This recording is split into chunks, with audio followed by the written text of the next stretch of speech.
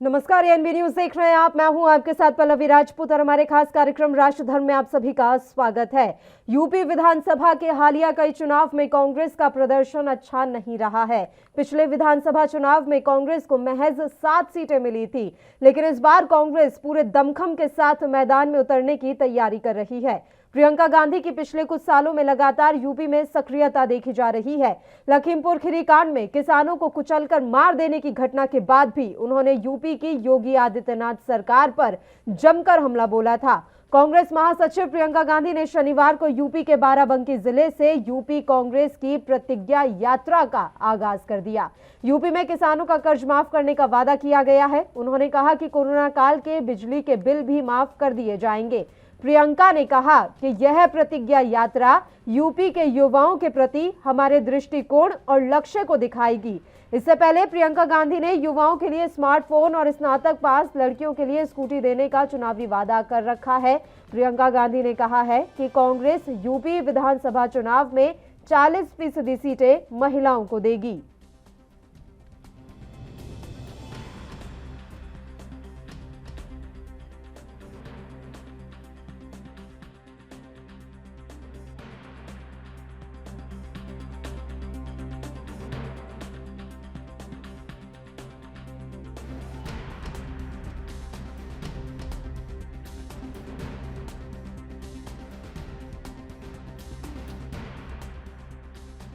ने अपनी प्रतिज्ञा यात्रा का आगाज कर दिया है। उत्तर प्रदेश के बाराबंकी से ये प्रतिज्ञा यात्रा आज से शुरू हो गई है। आपको बता दें कि इस यात्रा का आगाज करने के दौरान प्रियंका गांधी ने 7 वादे किए हैं और इन वादों में साफ तौर पर नजर आ रहा है कि उन्होंने महिलाओं और किसानों को साधने की पूरी कोशिश की है। इससे पहले वो टिकट में 40% महिलाओं की हिस्सेदारी का वादा कर चुकी हैं और आज उन्होंने ये वादा किया है कि वो बच्चियों को जो कि स्कूल में पढ़ती हैं उन्हें स्कूटी और स्मार्टफोन वितरित करेंगी। इसके अलावा भी कई तरह के वादे आज प्रियंका गांधी की तरफ से किए गए हैं। उन्होंने किसानों को पूरा कर्ज माफ करने का वादा किया है। साथ ही 2500 में गेहूं, धान और 400 रुपए गन्ना पाएगा, 400 रुपए गन्ने का दाम पाएगा किसान। ये बात भी कही है।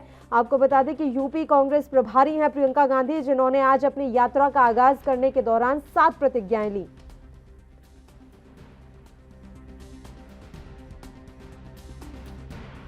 माफ किया जाएगा।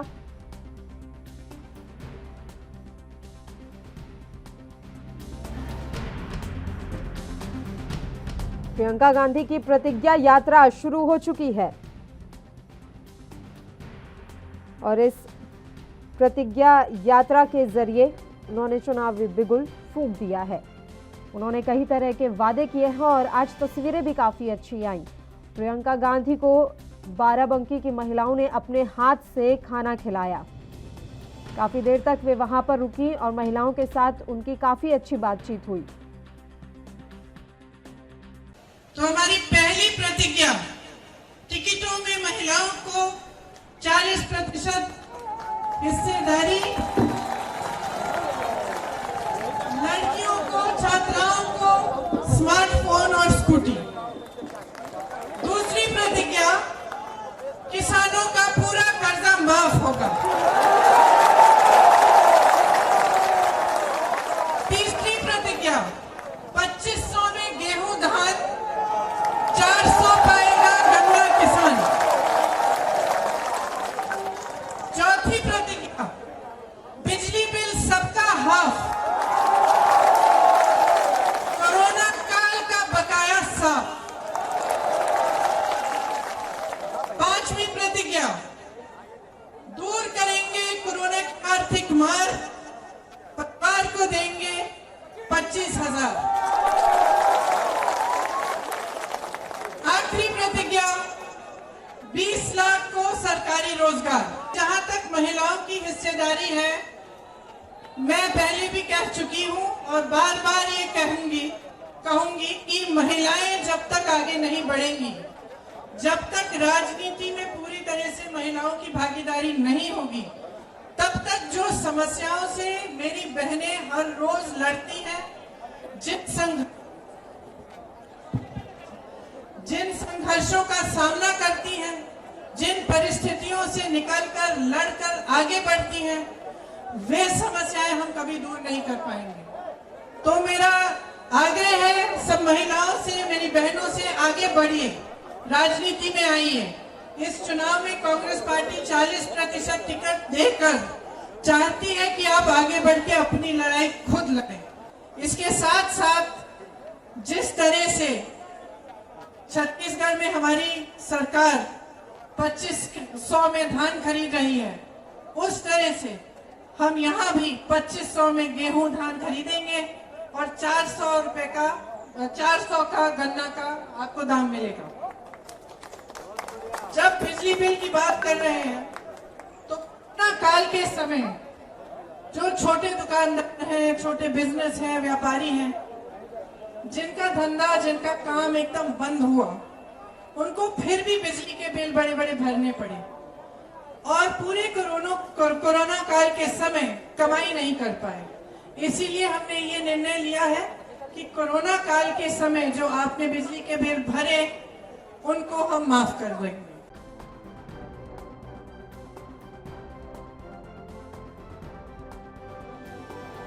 सड़क बाजार से हरी झंडी दिखाकर कांग्रेस की प्रतिज्ञा यात्रा रवाना की। इस दौरान कांग्रेस की राष्ट्रीय महासचिव प्रियंका गांधी ने पार्टी की 7 प्रतिज्ञाएं भी घोषित की हैं। प्रियंका गांधी ने हम वचन निभाएंगे नारे के साथ इस प्रतिज्ञा यात्रा की शुरुआत की। उन्होंने कहा कि यह प्रतिज्ञा यात्रा यूपी के युवाओं के प्रति हमारे दृष्टिकोण और लक्ष्य को दिखाएगी। प्रियंका गांधी बाराबंकी से हरख के रास्ते में एक गांव के खेतों में काम कर रही महिलाओं से मिली। प्रियंका खेत में ही महिलाओं के बीच बैठ गई। इस दौरान महिलाओं ने अपने हाथों से प्रियंका को जलेबी खिलाई। इस बीच एक बुजुर्ग महिला ने मीडिया कर्मी का माइक भी ले लिया। इस पर प्रियंका गांधी ने कहा कि अब महिलाएं माइक भी संभालेंगी और सत्ता भी संभालेंगी। इस दौरान प्रियंका गांधी ने कहा कि मैं महिलाओं से उनकी परिस्थितियों को समझना चाहती थी।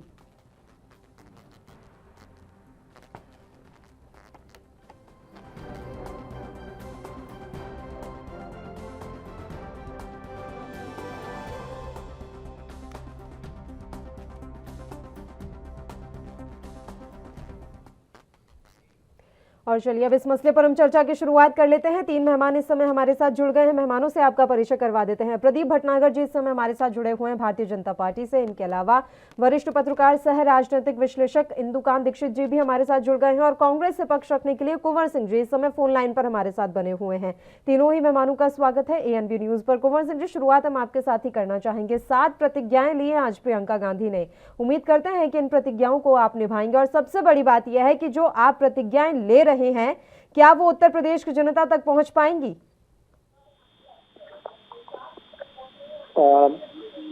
प्रतिज्ञा पूरी करने के लिए ही नहीं जाती है, एक बात। दूसरी बात, हमारी नेता ने जो कहा है वो हम पूरा करेंगे। हमारे नेता राहुल गांधी जी ने भी छत्तीसगढ़, पंजाब, मध्य प्रदेश में कहा था, राजस्थान में, कि हम कर्जा माफ करेंगे, किया। उन्होंने कहा हम धान का 2500 रुपया समर्थन मूल्य लेंगे, किया। छत्तीसगढ़ में आपने देखा, छत्तीसगढ़ के लिए उन्हें वादा किया। आदरणीय प्रियंका गांधी जी ने कहा है हम स्कूटी देंगे, लड़की हूँ लड़ सकती हूँ, उनका हमारा नारा है।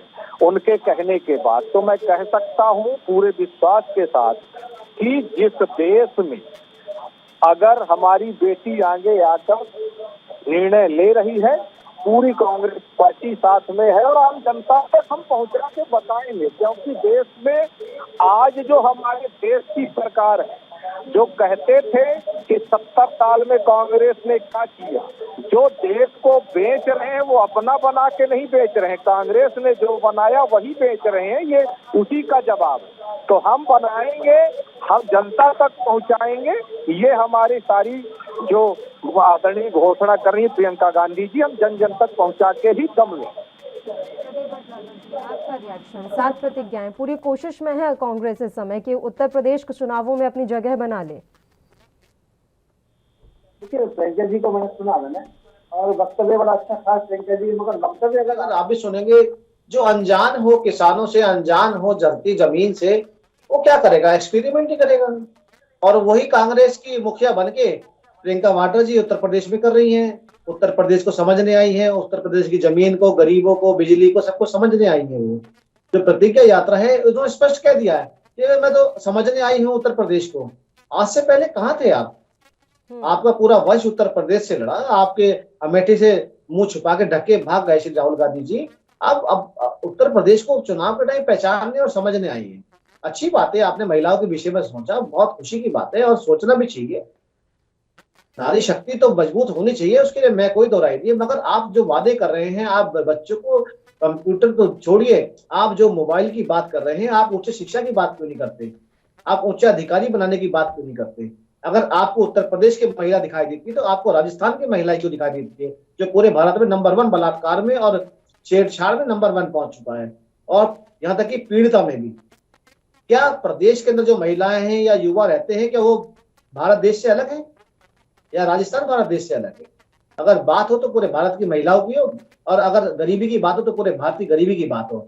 और जैसे अभी मैं सुन रहा था कि जैसे बता रहे थे 2 लाख लोगों पे राजस्थान में नोटिस आया हुआ है, जिनके ये कर्जा माफ करना चाहते थे किसानों का, उसके बारे में नहीं बोलेंगे।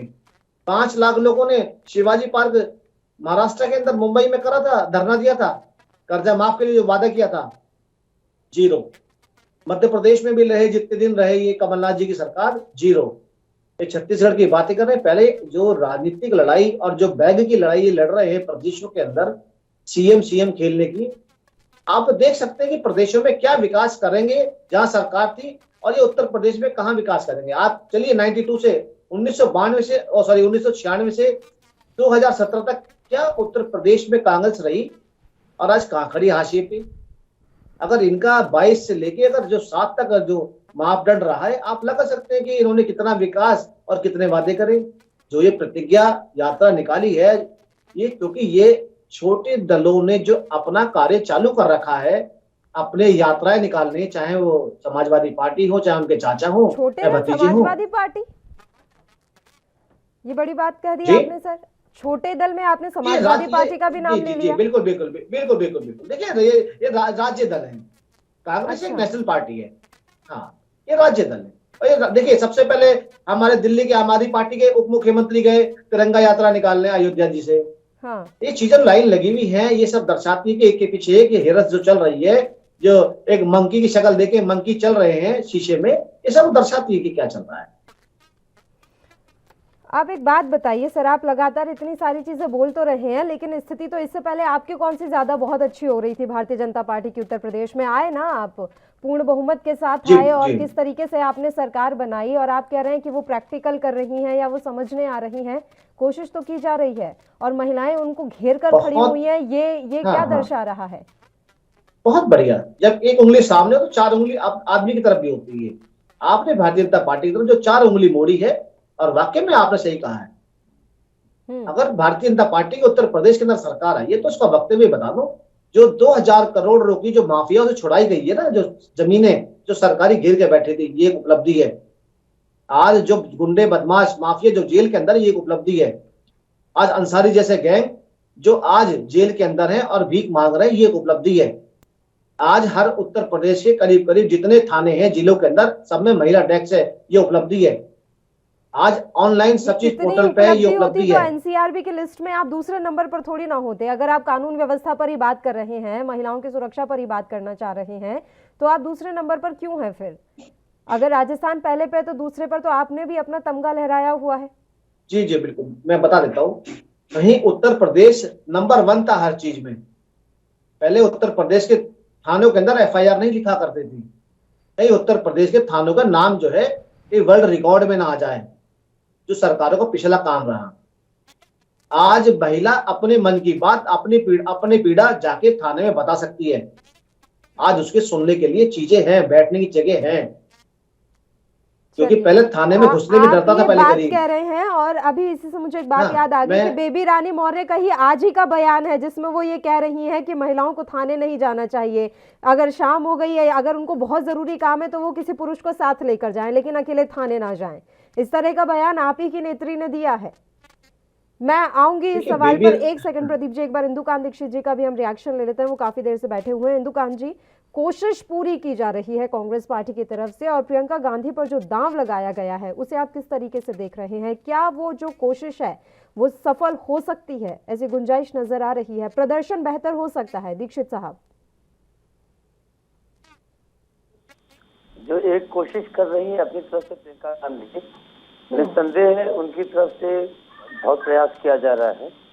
लेकिन मेरा ये मानना है कि जिस तरह से वो एकला चलो के कांग्रेस अपना नेटवर्क बनाने का, फिर से अपना आधार खड़ा करने का प्रयास कर रही है, उसके लिए जो पूरे 5 वर्ष सतत विपक्ष में रहते हुए काम करना चाहिए वो नजर नहीं आया। और घटना एक घटना होती है, वहां पे प्रियंका गांधी और उनका काम, उनके लोगों से मिलने का प्रयास ये दिखता है और मीडिया से आती है सामने। लेकिन जमीन पे रह करके लोगों के साथ उनके सुख दुख में उठना बैठना, संघर्ष करना, ये अगर पूरे 5 साल होता तो आज कुछ और नजारा होता। तो इसलिए मेरा ये मानना है कि कुंवर जी जो बातें कह रहे थे कांग्रेस की तरफ से कि उन्होंने जो जो वादे किए वो किए जाएंगे, और भूतकाल में भी और राज्यों में जो वादे किए गए थे पूरे किए गए थे, उसका मैं कुछ उदाहरण देना चाहूंगा कुंवर जी को। देखिए, झारखंड में उनकी सरकार बनी कांग्रेस की, वहां की झारखंड मुक्ति मोर्चा के साथ उन्होंने वादा किया था कि सरकार बनते ही 2 लाख तक के ऋण माफ करते जाएंगे किसानों के। आज तक नहीं हुए, और 1 लाख के किसानों के ऋण माफ हुए। और मैं आपको बता दूं सत्य कुंवर जी की जानकारी के लिए खास तौर से कि जितना प्रीवियस गवर्नमेंट जो रघुवर दास की थी वहां पे, वो जितना अमाउंट अप टू 25,000 किसानों को सम्मान निधि दे रहे थे, वो टोटल जोड़ कर जो अमाउंट बनता था वो 2 साल का जो अमाउंट था उससे कम का ही ऋण अभी तक हुआ है 1 लाख तक का कुछ लोगों का। जब लोगों से पूछा जाता, फिर उन्होंने कहा था कि हम बेरोजगार युवकों को 6,000 तक का भत्ता दें बेरोजगारी, उसकी चर्चा तक नहीं है। कई सारी स्कीम्स वहां पे बंद कर दी गई। तो इसी ढंग की जो छत्तीसगढ़ का उदाहरण दे रहे थे, जो चीजें कही थी उसमें से 50% भी पूरा नहीं हुआ है। लेकिन ये अच्छी बात है कि तो एक अलग तरह की राजनीति कर रही हैं और एक प्रयास कर रही है, जैसे उन्होंने 40% महिलाओं को टिकट देने की बात की, ये एक नई बात थी। क्योंकि 40% क्यों, मेरा ये मानना है कि अगर भारत के जनसंख्या में 50% महिलाएं हैं तो 50% उनकी भागीदारी सीधे तौर पर होनी चाहिए। लेकिन देखिए, जमीन पे अगर आप देखेंगी तो जब ये महिलाओं के संसद में आरक्षण की बात हुई आई, तो इनके जितने सहयोगी दल थे उन्होंने कैसा नंगा नाच किया था संसद के पटल पर, लोकसभा राज्यसभा में। ये इतिहास किसी को भूलना नहीं चाहिए। और उसको मैनेज करके उन बिल को कानून का रूप देने के लिए कांग्रेस ने क्या किया, तो अल्टीमेटली जहां पे इन चीजों को बदलाव होना चाहिए था, जहां आप शक्ति में थे, पावर में थे, वहां पे वो चीजें नजर नहीं आई। तो जमीन पे चीजें नजर आए और वादा करें। देखिए क्या होता है कई बार पल्लवी जी, जब आपको पता होता है कि यहाँ हमें सत्ता में इमीडिएटली आने के चांस नहीं के बराबर है, तो आप कह देंगे कि हम आसमान खोलेंगे। लेकिन जब आपको पता हो कि हमें ये जिम्मेदारी निभानी है या निभा रहे हैं, तब वो बात करें और कहें और करें तो अलग बात होती है। तो मैंने एक एग्जाम्पल दिया कि जहां आप सत्ता में आए, वादा किया तो क्या किया। दूसरा मैंने आपको एग्जाम्पल दिया कि जब आप केंद्र की सत्ता में भी थे, राज्य में भी कई जगह सत्ता में यूपीए 1 यूपीए 2 में थे, तब आपने महिलाओं के लिए क्या किया। आज 40% सीट देने की बात कह रही हैं, ये एक लोक लुभावन चीज है। लेकिन फिर भी ये पहल को मैं महत्वपूर्ण और अच्छा मानता हूँ।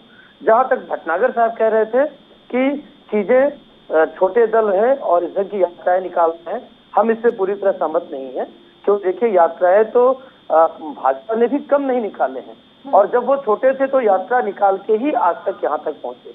लेकिन मैं ये मानता हूँ कि उत्तर प्रदेश की वर्तमान सरकार ने जमीन पे बहुत सारे काम किए हैं, चाहे आप अयोध्या को ले लीजिए, चाहे काशी को ले लीजिए, तो जो उनकी अचीवमेंट्स हैं उनको गिनाना चाहिए। या नोएडा में देखिए जेवर का जो एयरपोर्ट बन रहा है, अभी देखिए एक एयरपोर्ट का उद्घाटन प्रधानमंत्री ने किया। तो ये जो बड़े काम हुए हैं निस्संदेह, या सड़कों पे जो पूरे देश में उत्तर प्रदेश में काम हुआ है, ऐसे काम मैंने स्वयं देखे हैं पिछले 40 साल में कभी भी नहीं। ऐसा देखने में आता है, सड़क वाली जो आपने बात की, चलिए ये समझ में आ रही है, जो बड़े बड़े काम गिना रहे हैं उससे आम जनता का क्या फायदा हुआ। क्योंकि आम जनता, और उत्तर प्रदेश की बहुत बड़ी आबादी ऐसी है जो गांव में ही रहती है, और अगर हम फाइनेंशियल स्टेबिलिटी की बात करें तो वो ज़्यादा स्ट्रांग नहीं है। उनको क्या चाहिए, उनको महंगाई की मार से बचना होगा, उनको चाहिए कि उनको 2 वक्त की रोटी मिल जाए, उन्हें ये चाहिए कि उनका घर का जो भी सदस्य कमाऊ है उसे बराबर रोजगार मिलता रहे। आप इनके बारे में तो बात कर करते नहीं हैं। बात अगर हम देखते हैं तो तमाम राजनीतिक दल ऊपरी ऊपरी तौर पर बात करते हैं। अगर राम मंदिर बन रहा है बहुत अच्छी बात है, लेकिन उसका आम जनता को क्या फायदा? या फिर बस ये है कि आपने धार्मिक भावनाओं के हिसाब से अगर वोट मांगने हैं तो बात अलग है। पल्लवी जी, मैं इसमें ये ऐड करना चाहूंगा, देखिए सड़क बन गया तो क्या हुआ, ये सवाल हमें उचित नहीं लगता है, इसलिए क्योंकि एक सड़क बनती है पल्लवी जी, नहीं तो मैंने पहले यही बोला था दीक्षित साहब कि सड़क वाली बात आपकी सही है, लेकिन उसके अलावा जिनकी बात आप कर रहे थे वो जेवर एयरपोर्ट की बात हो गई या फिर अयोध्या में राम मंदिर के निर्माण की बात हो गई, तो गरीब जनता का क्या लाभ? बिल्कुल लाभ है। देखिए मैं आपको बताता हूँ, आप जेवर एयरपोर्ट की बात कीजिए। जेवर एयरपोर्ट की घोषणा हुई और वहाँ के किसानों मजदूरों के जो जमीन थे, उनके जो प्रॉपर्टीज थे, आपको जमीन पे अगर आप जाएंगी तो उसके दाम 10 गुना से 20 गुना हो गए। ये अलग बात है कि वो देना चाहते हैं नहीं देना चाहते हैं, उनके लिए वहाँ रोजगार के इतने अवसर उपलब्ध होने जा रहे हैं। देखिए विकास जब होता है, जब वहाँ पे विकास का पथ खुलता है, इसी तरह से आपने अयोध्या की बात की, मैंने अयोध्या में मंदिर की बात नहीं की। अयोध्या में मंदिर तो एक सिंबल है और वो होना भी चाहिए, और कितने दिनों से पहले की डिमांड थी उनकी, लेकिन अयोध्या का ओवरऑल जो होलिस्टिक डेवलपमेंट हो रहा है, इंफ्रास्ट्रक्चरल डेवलपमेंट हो रहा है, गलियों में लोग रहने को वहाँ पे रोज जाम होते थे, बड़ी बड़ी चौड़ी सड़कें बन रही हैं, की कनेक्टिविटी पूरी दुनिया से की जा रही है, क्या इससे विकास नहीं होगा?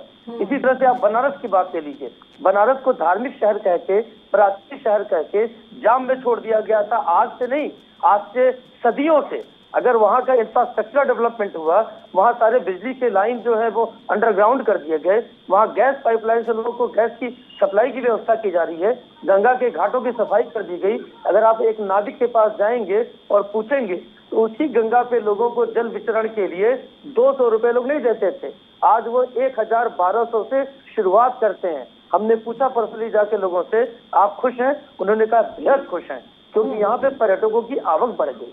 तो ये एक मंदिर से आप काशी विश्वनाथ से बनारस को, अयोध्या के मंदिर से अयोध्या को मत छोड़िए, इंफ्रास्ट्रक्चरल डेवलपमेंट पूरे शहर का हुआ है, और इसे एक अचीवमेंट के तौर पर अगर बीजेपी पेश करती है तो ये वास्तव में एक बड़ा काम है, क्योंकि उन्होंने पूरा इंफ्रास्ट्रक्चर डेवलप किया।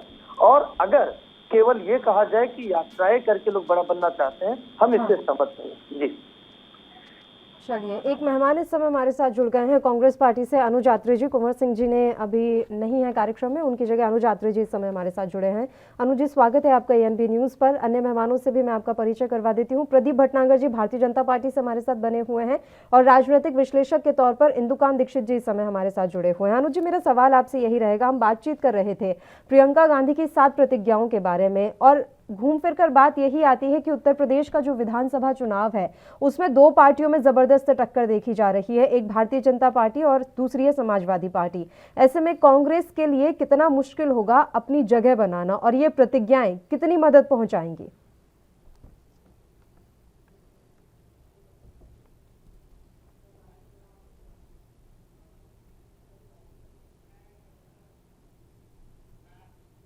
अनुज जी, मेरी आवाज पहुंच रही है आप तक?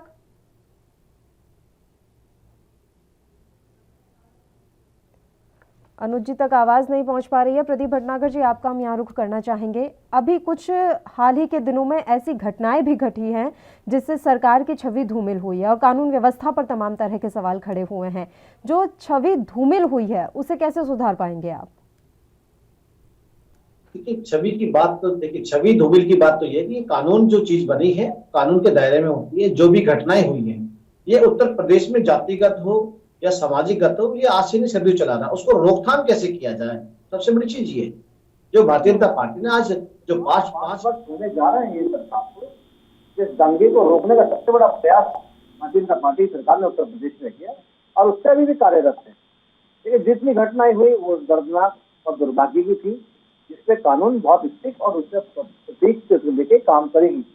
पहले तो देखिए, उत्तर प्रदेश के अंदर जो जातिगत जो बांट रखा था जिन पार्टियों में, आज उनको दूर करके तो भारतीय जनता पार्टी ने एक मत से जो वोट मिला उससे सरकार, और उसको जोड़ के रखना ये सबसे बड़ा दायित्व है हम लोगों का, कि जो हमारे पे जो विश्वास करा उत्तर प्रदेश की जनता ने, उसको एक मत कैसे रखना। अगर जो भाईचारा उत्तर प्रदेश में हम लोगों ने जो तैयार और बनाया है, सेक्टर बनाया है, उसको रोक के रखना वो हमारा काम है।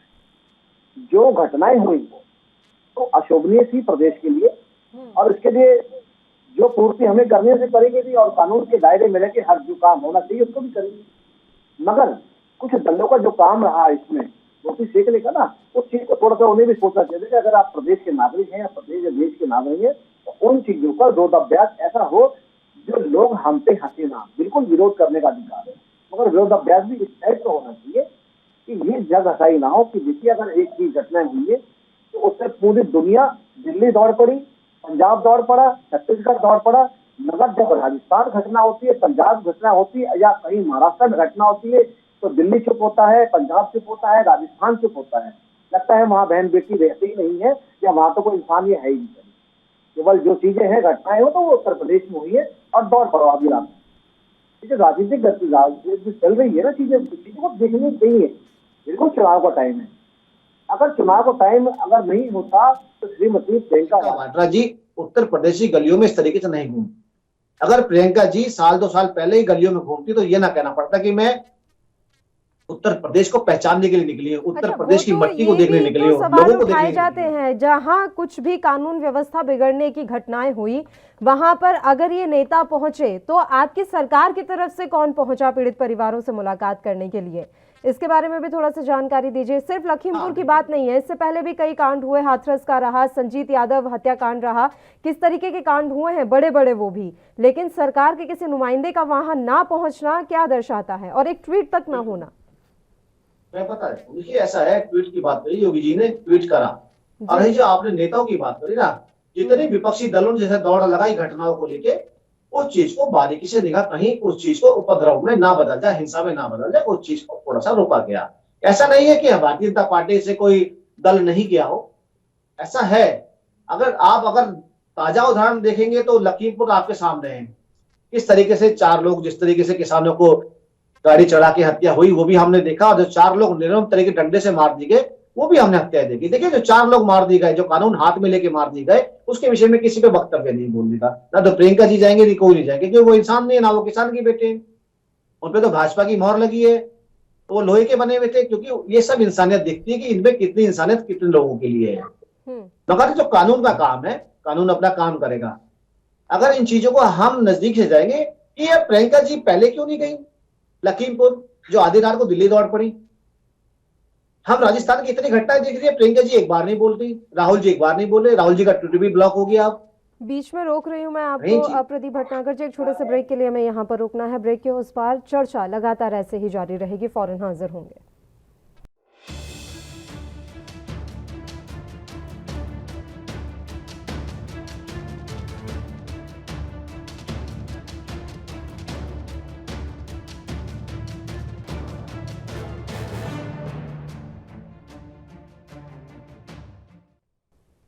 ब्रेक के बाद एक बार फिर से आप सभी का स्वागत है। तीनों मेहमान लगातार हमारे साथ जुड़े हुए हैं। एक बार फिर से चर्चा की शुरुआत कर लेते हैं। अनुज जी, मेरी आवाज मिल रही है आपको?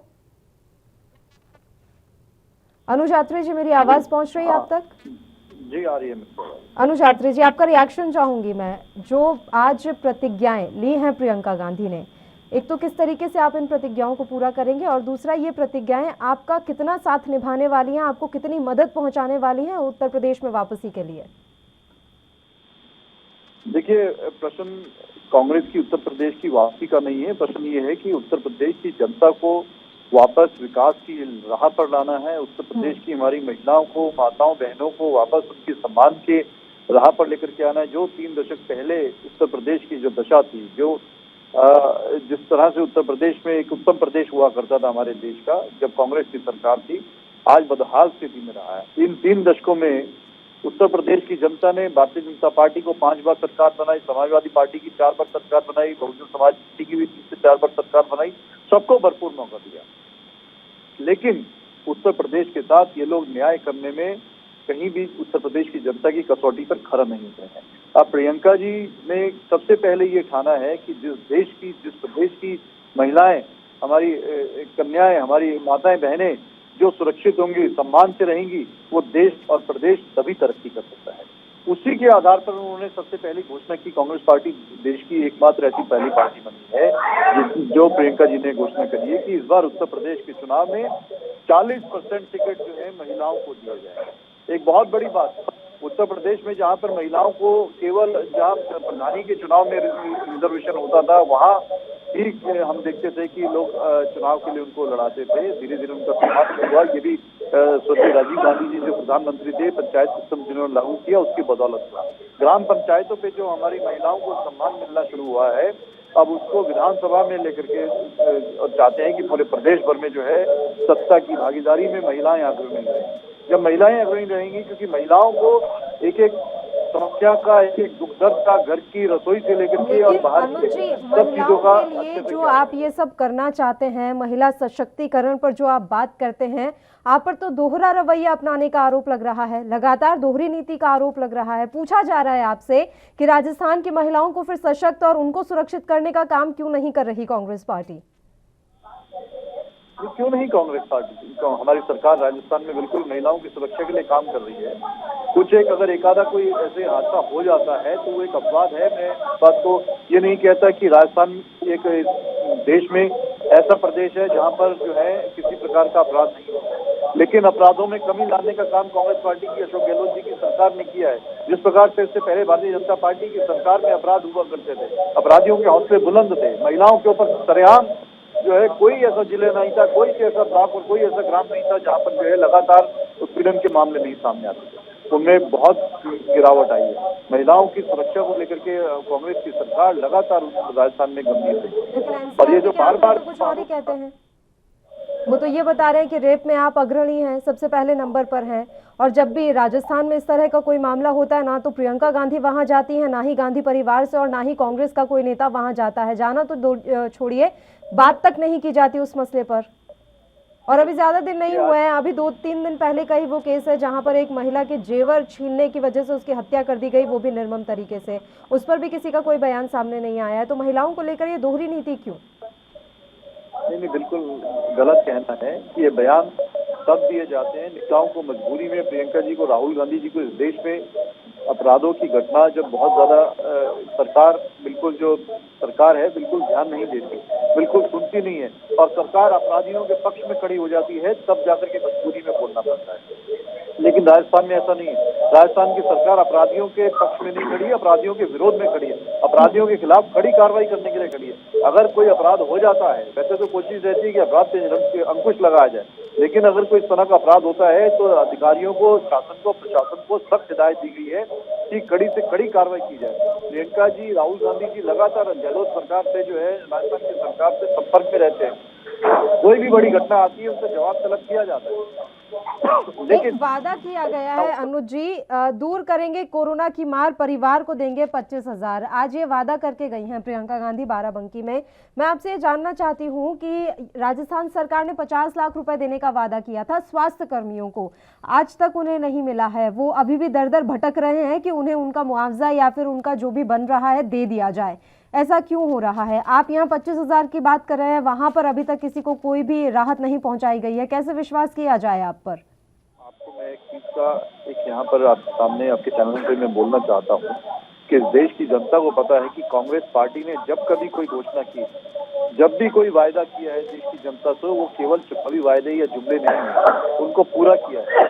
कांग्रेस की सरकार ने अगर राजस्थान की जनता से, जो हमारे कोरोना वॉरियर है, जो फ्रंटलाइन वॉरियर्स हैं, जिनकी जाने गई हैं, जिन्होंने शहादत दी है जनता की सेवा करने के लिए कोरोना काल में, अगर सरकार ने जिन जिन से वायदा किया है और जो लोग उसमें उसके बिल्कुल क्राइटेरिया में पूरे उतरते हैं, उनकी सूची बनाई जा रही है। क्योंकि सरकार का एक प्रक्रिया होता है, सरकारी प्रक्रिया होता है, उनकी सबकी सूची तैयार हो रही है और बिल्कुल सम्मान पूर्वक उनके परिजनों को, जिन जिन का यहाँ ऐसा हादसा हुआ है, कोई भी ऐसा परिवार नहीं छूटेगा जिसको इस तरह का मुआवजा ना मिले। ये आपको विश्वास होना चाहिए, राजस्थान की जनता को विश्वास है। हाँ, अलग बात है कि भारतीय जनता पार्टी जो मुद्दा विहीन पार्टी है, इस तरह के मुद्दे ढूंढ रहे हैं, लेकिन वहाँ की जनता को इस प्रकार की कोई समस्या नहीं है। सबको मालूम है कि कांग्रेस की सरकार ने जो वायदा किया है और वो लोगों से प्रक्रिया पूरी करवाई जा रही है, उन लोगों से पूरे जो भी उनके डॉक्यूमेंटेशन होता है, परिवार के जो लीगल हेयर्स का जो एक सूची ली जाती है, उसका एक प्रक्रिया होता है, एक सरकारी उसके एक तंत्र होता है, वो पूरा किया जा रहा है।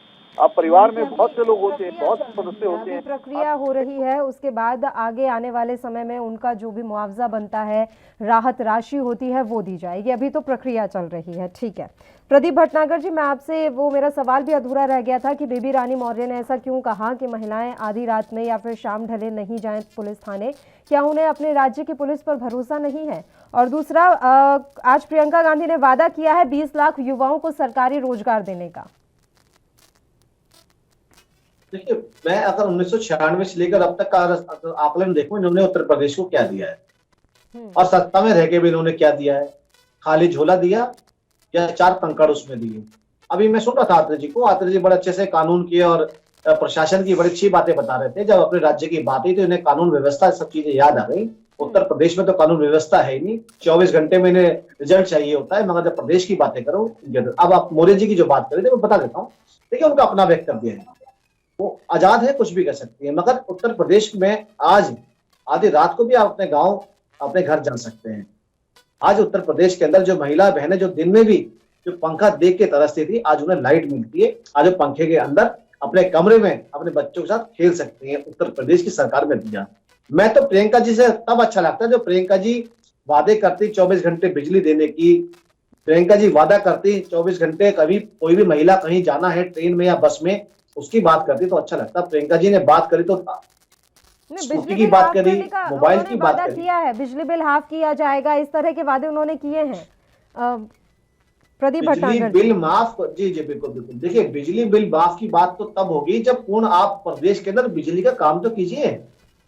आज पूरे उत्तर प्रदेश के अंदर ऐसे से दादा और ऐसे से माफिया और ऐसे से गांव थे जिन्होंने आज तक कभी मीटर नहीं देखा। बिल क्या होता है वो देखा नहीं। क्यों?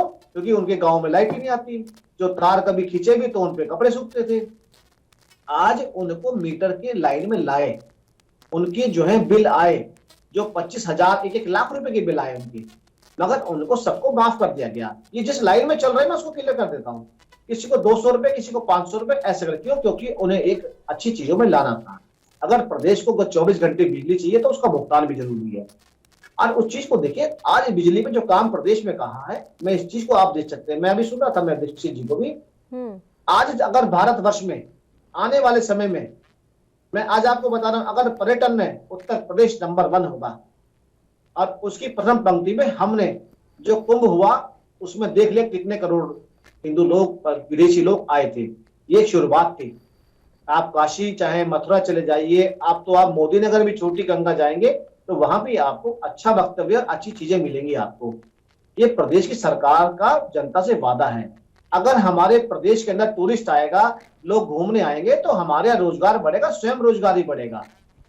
अगर इतनी चिंता महिलाओं की हिस्सेदारी को लेकर आप कुछ वादा करेंगे? क्योंकि महिलाओं को लुभाने की जो कोशिश की गई है कांग्रेस पार्टी की तरफ से, उसमें वो सफल होते हुए भी नजर आ रहे हैं। इस पहल का हर कोई स्वागत कर रहा है। हाँ हाँ बिल्कुल, मैं बताता हूँ। आज भी उत्तर प्रदेश की सरकार के अंदर 40 विधायिका हैं, इसमें अभी 5 मंत्री भी हैं।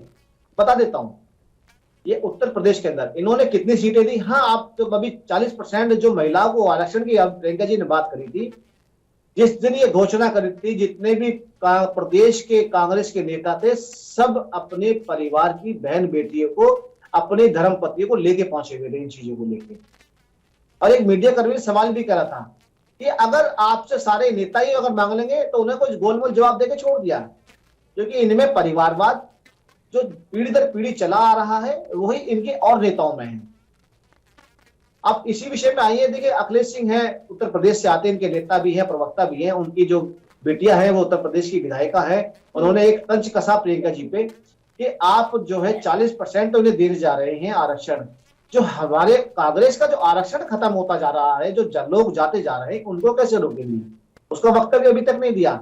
मीडिया और भाजपा पूरा इंतजार कर रही है कि आपकी विधायिका ने जो आपसे सवाल करा कब जवाब देंगे। चलिए, इंदुकांत दीक्षित जी, दोनों ही पक्षों को आपने सुना है और अनुज आत्रे जी का तो ये साफ तौर पर कहना है कि इस तरह की जो पहल हो रही है वो वाकई में सराहनीय है और आने वाले समय में इसका असर जरूर नजर आएगा। बात कही, वो बातों को जमीन पे अगर उतारा जाए या जमीन पे उतारा जाए, तो 2 चीजें हैं पल्लवी जी। उन्होंने गिनाया कि 5 बार भाजपा की सरकार बनी, बाकी और भी विपक्ष की पार्टियों की सरकार बनी, लेकिन उनको स्वयं ये याद होगा कि 1980 के दशक तक लगातार कांग्रेस की सरकारें उत्तर प्रदेश में रहीं और उत्तर प्रदेश में ही नहीं देश में कांग्रेस की सरकारें विभिन्न क्षेत्रों में थी। और आपको याद होगा कि 1970-71 में इंदिरा गांधी जी ने नारा दिया था गरीबी हटाओ, लेकिन आज भी अगर देश में बिलो पॉवर्टी लाइन इतने बड़ी संख्या में लोग हैं, 40% तक लगभग लोग अभी भी बीपीएल हैं, ये भी सरकारी आंकड़े के हिसाब से, तो इसके पीछे कहीं न कहीं हमारी योजनाओं में, हमारी प्लानिंग में कमी रही होगी। तो आज अगर आप सत्ता में बाहर हैं तो आप ये वादा करते हैं और आप कहते हैं कि नहीं, हम अपने यहाँ जिन प्रदेशों में शासन में है वहाँ चीजों को ठीक रखे हैं। जैसे राजस्थान का उदाहरण आपने दिया और अत्रे जी ने भी अपनी बातों में रखा। आखिरकार जो आपने सवाल उठाया था पल्लवी जी कि जब राजस्थान में किसी महिला के साथ शोषण का काम होता है, पंजाब में होता है, तो वहां पे राहुल जी या प्रियंका जी क्यों नहीं दिखाई देते हैं? तो अत्रे जी ने ये कहा कि जी वो फोन पे कांटेक्ट में रहते हैं और उनकी क्लास लगाई जाती है, उनसे जवाबदेही उनकी तय की जाती है। लेकिन दूसरे प्रदेशों की सरकार में जहाँ पे विपक्ष की, कांग्रेस की विपक्ष की सरकारें हैं, वहां आप तत्काल उस स्पॉट पे पहुंचते हैं या पहुंचने का प्रयास करते हैं। तो ये एक संवेदनशीलता का फर्क दिखता है मोटे तौर पे कि आप जिस राज्य में आपकी सरकार नहीं है वहां पे आप स्पॉट पे पहुंचने का प्रयास कर रहे हैं, लेकिन जहां आपकी सरकार है अगर आप नहीं भी पहुंच रहे, मान लीजिए आप फोन से संपर्क में हैं और राज्य सरकारें आपकी बात नहीं, सुन, उसके लिए तो उन्होंने ये बात कही है दुकान जी, मैं आपकी बात बीच में रोक रही हूँ, उसके लिए उन्होंने ये कहा है ना कि प्रियंका गांधी और राहुल गांधी अग्रेसिव तब होते हैं जब सरकार सुनती नहीं है। उनकी शासित जो सरकारें हैं वो तो उनकी बात मान रही हैं, वो तो सुन रही हैं, वो तो कानून व्यवस्था के पूरे साथ खड़ी हैं, आरोपियों को बचा नहीं रही हैं, इसलिए उन्हें वहां जाने की जरूरत नहीं पड़ती। उन्होंने ये बात कही है। इस पर मैं आपका रिएक्शन लूंगी, उससे पहले बस एक छोटे से ब्रेक के लिए यहाँ रुक लेते हैं, फौरन हाजिर होंगे।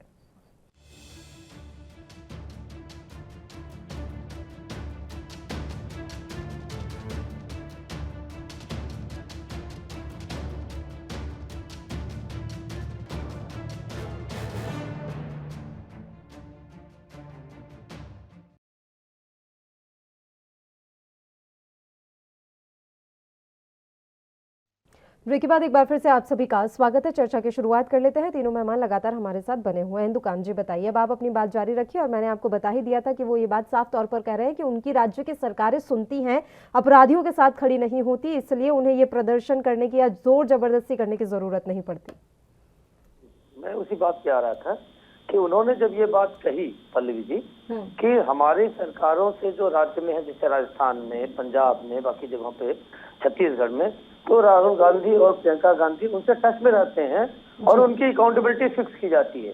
मेरा ये कहना है कि अगर आप उनके टच में हैं और अकाउंटेबिलिटी फिक्स की जाती है तो जो शोषण की या उनके साथ दुष्कर्म की या उनके प्रताड़ना की घटनाएं होती हैं उसमें जनता में या पब्लिक डोमेन में ये बात आनी चाहिए कि हाँ 6 महीने बाद, 3 महीने बाद, 1 साल बाद कि ये घटना तो हुई थी लेकिन इसमें हमने इनको पनिश किया और ये कार्रवाई की, लेकिन ये पब्लिक डोमेन में नहीं आता है। दूसरी बात ये कहना है मेरा कि जब आपने ये तय किया कि हम उत्तर प्रदेश में सरकार बनाने के लिए एक अलग तरह की राजनीति करने के लिए मैदान में उतरे हैं और चीजों को बदलेंगे, तो आपने प्रदेश के विकास की क्या रूपरेखा लोगों के सामने रखी कि प्रदेश हम कैसा रखेंगे लोगों के सामने? आखिर आजादी के 70 साल बाद उत्तर प्रदेश नहीं बन पाया पूरी तरह, तो उसमें आधे से अधिक समय तक कांग्रेस का शासन था और अब विपक्ष का शासन है। तो 83-84 तक जब कांग्रेस का शासन था तब तक उन्होंने क्या अच्छा किया था और आने वाले समय में क्या इंफ्रास्ट्रक्चरल डेवलपमेंट करेंगे, ये पब्लिक के सामने, लोगों के सामने लाने की आवश्यकता है, मेरा ये मानना है। जी बताइए अनुज जी। हाँ देखिए, बिल्कुल इंदु गांधी ने जो बोला है, मुझे लगता है कि इनके प्रश्न में ही उत्तर है कि जिस तरह से कांग्रेस की जो सरकार 80 के दशकों में रही है, उत्तर प्रदेश में रही है, तब का उत्तर प्रदेश देख लीजिए जिसको उत्तर प्रदेश कहा जाता था। ये उस दौर में उत्तर प्रदेश कहा जाता था उत्तर प्रदेश को, लेकिन अब उत्तर प्रदेश नहीं कहा जाता है। अब उत्तर प्रदेश की पहचान कहीं ना कहीं हर पार्टी के नेता उसको जंगल राज के रूप में जो है करते हैं। ये योगी जी थे, भारतीय जनता पार्टी थी जो 2017 में सरकार में आने से पहले लगातार उत्तर प्रदेश में जंगल राज बोलते थे। ये समाजवादी पार्टी थी जो सरकार में सत्ता में आने से पहले जब बसपा की सरकार रही, भाजपा की सरकार रही, तो जंगल राज और तमाम तरह के आरोप लगाया करते थे। लेकिन क्या उससे पहले का एक उदाहरण आप बता दीजिए कि जब कांग्रेस की सरकार रही किसी ने जंगल राज बोला हो?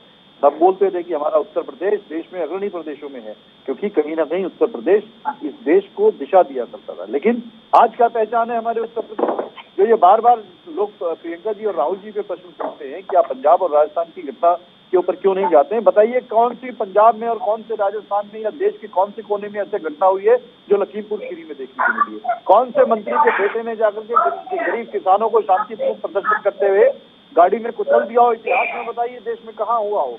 कौन सी ऐसी घटना है कि हाथरस में पीड़ित जिस तरह से दलित पीड़िता के साथ जघन्य कांड हुआ हो और पुलिस, सरकार की पुलिस जो है आधी रात को उसका अंतिम संस्कार कर दे, पेट्रोल से डाल करके रात के 3 बजे उसको जो है उसकी डेड बॉडी को जला दे, परिवार के हाथ में लाश ना दे पाए, जिनके साथ इतना बड़ा हादसा हो गया और उसके बाद उसकी डेड बॉडी भी ना दे पाए, ऐसी कहाँ की सरकारें करती हैं? तो क्या ऐसे में हमारे देश के नेता को नहीं जाना चाहिए? अगर आपको भारतीय जनता पार्टी के लोगों को लगता है कि राजस्थान में या पंजाब में हुआ है, आप वहाँ पे विपक्ष में हैं, किसने आपको मना किया है वहां जाने पे? क्योंकि आपको पास पता है, लोगों को विश्वास है कि वहां पर ये जाएंगे तो लोग इनकी बात सुनेंगे नहीं। उनको मालूम है कि अगर अपराधी कहीं अपराध कर रहा है तो वहां की सरकार उस पर कार्रवाई करने के लिए अपराधियों के खिलाफ खड़ी है। यहाँ अपराधियों के साथ खड़ी है उसकी सरकार। समान तरह के उदाहरण देख लीजिए, अभी गोरखपुर में जिस तरह से अभी जो एक व्यवसायी के साथ मुख्यमंत्री जी के कॉन्स्टिट्यूएंसी में पुलिस ने जाकर के उसका एनकाउंटर करके होटल में मार दिया, ये क्या है? ये सब चीजें क्या दर्शाती हैं ये? और आप प्रश्न पूछते हैं कांग्रेस पार्टी से, आप अपना राज ठीक नहीं कर पाए। 4.5 साल से ऊपर का राज हो गया उत्तर प्रदेश में, क्या उपलब्धि है आपकी बताइए? क्यों 24 करोड़ जनसंख्या वाला आप देश जो है, आज राज्य दर राज्य खोते जा रहे हैं उसके पीछे भी तो कोई वजह होगी। अभी इंदुकांत दीक्षित जी ने ये बात भी कही कि राज्य दर राज्य जो आपको इस समय असफलता हाथ लग रही है उसके पीछे की वजह कभी आपने जानने की कोशिश की? देखिए, वो बिल्कुल जानने की कोशिश की है। हर चुनाव के बाद समीक्षा होती है, हर चुनाव के बाद जो उसके समीकरणों को तलाशा जाता है, देखा जाता है कि क्या हुआ। ऐसा नहीं है कि हम चुनाव हारते पे हारते गए, हम चुनाव जीतते भी रहे। अभी पिछले चुनाव हुए हैं तो उसमें आप उठा के देख लीजिए, मध्य प्रदेश हम जीते, छत्तीसगढ़ हम जीते। लेकिन किस तरह से भारतीय जनता पार्टी को जहां जहां ये जनता के मतों से चुनाव हारते हैं तो ये कहीं ना कहीं संवैधानिक संस्थाओं का प्रयोग करके, राजभवन का प्रयोग करके, चुनी हुई सरकार को गिरा करके, अपने ताकत के बल पे, अपने धन्ना प्रमुखों के बल के सरकार गिरा देते हैं चुनी हुई और अनैतिक रूप से सत्ता हासिल कर लेते हैं। तो जनता इनको सब देख रही है कि किस तरह से ये सत्ता लोलुप है, सत्ता के लालची लोग हैं। इनको जनता जहां नहीं जिताती वहां किस तरह से ये क्या क्या गड़बड़ियां करते हैं चुनाव में, सब देखते हैं। चुनाव में गड़बड़ी से भी नहीं जीत पाते हैं, जो चुनी हुई सरकार को अस्थिर करके जो है अपनी वहां पे विधायकों की खरीद फरोख्त करती है, एक रिकॉर्ड बनाते हैं भारतीय जनता पार्टी की, वर्तमान की जो पार्टी है कि सरकार किस तरह से बनाया गया है। चलिए बताइए इंदुकांत जी। सिर्फ एक चीज जोड़ना चाहता था, अनुज जी की जानकारी में है, सारे पब्लिक डोमेन में है कि पंजाब में ही पिछले चुनाव में जो जो वादे किए थे कांग्रेस ने, उनमें से कौन कौन से वादे नहीं पूरे किए गए और अदरवाइज सरकार किस तरह से बहुत सारी चीजें इलीगल कामों में इन्वॉल्व थी। खुद इनके अध्यक्ष ने, सिद्धू ने, किस तरह से अमरिंदर सरकार की सारी कमियां बताई। तो अगर ये कहे कि हमारी जहां सरकारें हैं वहां अच्छा काम किया और सारे सक्सेस रेट अच्छा रहा, ये दावा बिल्कुल पूरी तरह से सही नहीं माना जाएगा। जी ठीक है, एक बात बताइए, मैं भी यही सवाल आपसे पूछना चाहूंगी अनुज जी। आपने जो ये बात कही कि हम पहले जीते भी और दूसरा सत्ता के लालची हैं भारतीय जनता पार्टी, अगर आपके विधायकों के साथ खरीद फरोख्त की भी गई तो फिर सत्ता का लालची कौन हुआ? आपके विधायक या भारतीय जनता पार्टी? आपके विधायक एकजुट क्यों नहीं रह पाते, क्यों चले जाते हैं वो? जैसे ही उनको लगता है कि अब हमें ज्यादा पैसा मिल जाएगा, तथा कथित तौर पर, मैं नहीं कह रही हूँ ये बात, तो वो क्यों चले जाते हैं? क्या कांग्रेस पार्टी में एकजुटता नहीं रही है अब? वर्तमान में भ्रष्टाचार की जो एक परिभाषा होती थी, जो संविधान में भ्रष्टाचार की परिभाषा है, आजकल उसको परिभाषा को बदल दिया गया है। जो लोग भ्रष्टाचार में लिप्त हैं, जो लोग चोरी करवाने में लिप्त हैं, जो लोग चोरी करने में लिप्त हैं, आज उनके ऊपर आरोप नहीं लगाया जाता। जिसके घर चोरी हो रही है उससे पूछा जा रहा है कि तुमने अपना सामान क्यों नहीं संभाल करके रखा, आपके घर में चोरी क्यों हो गई, चोर तो चोरी करके ले गया, उसका तो अधिकार था चोरी करना। तो वही हो रहा है। ये जो भारतीय जनता पार्टी के नेता के रूप में, जो ये पार्टी के रूप में जो चुने हुए विधायकों को, सांसदों को जिस तरह से जो है लालच दे करके, कहीं सत्ता का लालच दे के, कहीं पैसे का लालच दे करके, अनैतिक काम में करके और जनता के सामने है कि उनसे नहीं पूछा जा रहा है कि आप क्यों इस तरह का काम कर रहे हैं। देखिए, कांग्रेस पार्टी बिल्कुल, सुनिए मेरी बात, लेकिन अभी आपसे ये सवाल इसलिए हो रहा है क्योंकि उत्तर प्रदेश के चुनाव में दमखम दिखाने में आप लगे हैं। अब सवाल तो इसीलिए आपसे हो रहा है कि एकजुट रख पाएंगे आप, फिर से स्थितियां खराब तो नहीं होंगी। और उससे भी बड़ी बात अभी मुझे एकदम से याद आया कि जिन महिलाओं की 40% हिस्सेदारी की आप बात कर रहे हैं, जिस दिन प्रियंका गांधी इसकी घोषणा कर रही थी तब भी 3 महिलाएं थी, आज जब वो कर रही थी घोषणा तब भी एक महिला उनके साथ खड़ी थी। जब आप घोषणा करते हैं तब तो कम से कम आपके पास महिलाओं की फौज होनी चाहिए, दिखे तो सही कि हाँ आपके पास महिला उम्मीदवार, महिला कार्यकर्ता, महिला नेत्रियां खूब सारी हैं। जब एक महिलाओं को रूप में सबको वहां पर एक रिप्रेजेंट कर रही है प्रियंका जी खुद, तो आपको दिख जाएगा जब उन्होंने तय कर दिया है कि कांग्रेस महिलाओं को चुनाव लड़ाएगी, तो कहीं ना कहीं महिलाओं की तरफ से मांग आ रही है। उत्तर प्रदेश की महिला चाहती है कि कोई पार्टी उनको सम्मान नहीं देती और कांग्रेस पार्टी ने उनको सम्मान देने की बात की है, तो आपको दिखाई देगा इस समय महिलाएं जो है अब पीछे की लाइन पंक्ति में खड़ी हुई दिखाई नहीं देगी। आपको भीड़ का हिस्सा बनी हुई दिखाई नहीं देगी।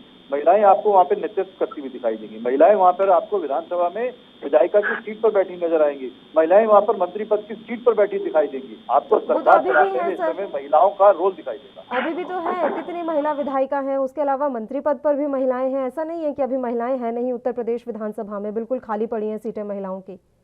विधायक हैं, 10% भी विधायक हैं, 40 विधायक भी उत्तर प्रदेश के सदन में महिलाएं हैं क्या? आप बता दीजिए। ठीक है, आ रही प्रदीप जी, बताइए।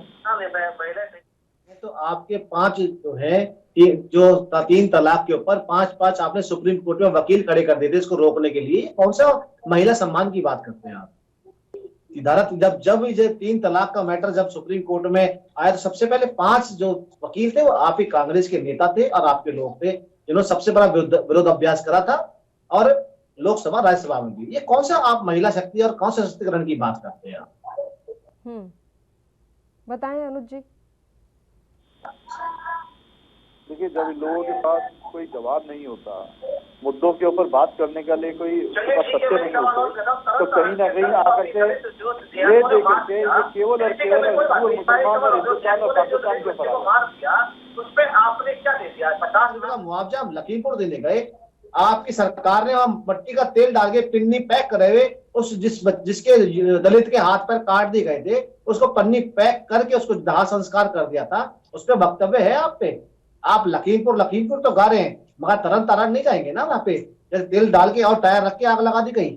उदाहरण बहुत है आपके पास। जब 4 उंगली आपकी तरफ होती है तो नहीं। हाँ, एक छोटी सी और चीज है आत्रे जी, आपके यहाँ जो सूत्री कार्यक्रम बन रहे हैं जो बिट्टा जी ने शुरुआत करी है, 13 सूत्री कार्यक्रम जो बिट्टा जी ने बनाए हैं, फिर आपके बघेल जी ने 10 सूत्री कार्यक्रम बनाए हैं, अब उसी राह पे प्रियंका जी चलने की सूत्री कार्यक्रम बनाने के लिए। अरे भाई, पहले सिद्धू जी के 13 सूत्री कार्यक्रम वो तो पूरे कराइए।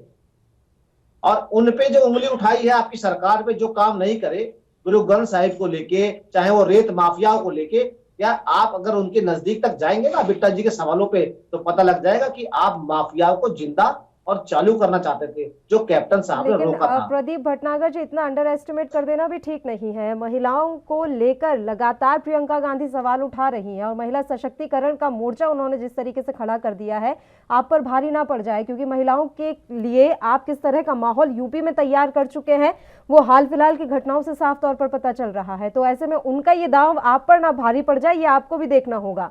ऐसा ना हो कि आप इसी कॉन्फिडेंस में रह जाएं कि कुछ नहीं होगा और प्रियंका गांधी खेला कर जाएं और उत्तर प्रदेश में भी खेला हो भी नजर आता रहे। फिर प्रदेश के अंदर ना हमने जो कार्य महिलाओं के लिए किए हैं उनके परिवार के लिए करें। चलिए, आगामी चुनाव उसको स्पष्ट बता देगा। हाँ, ज्यादा समय रहा नहीं है, ज्यादा वक्त रहा नहीं है। आगामी समय में सारी तस्वीरें जो हैं वो साफ हो जाएंगी। आप तीनों ही मेहमानों का शुक्रिया अदा करना चाहूंगी तमाम चर्चा करने के लिए आप हमारे साथ जुड़े।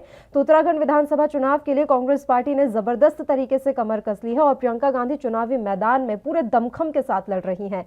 हालांकि वो महिलाओं को रिझाने में कितनी कामयाब हो पाएंगी ये तो आने वाला वक्त ही बताएगा। इसी के साथ राष्ट्रधर्म में इतना ही। मुझे दीजिए इजाजत। देश और प्रदेश के तमाम ताजा खबरों के लिए आप देखते रहिए ANB न्यूज। नमस्कार।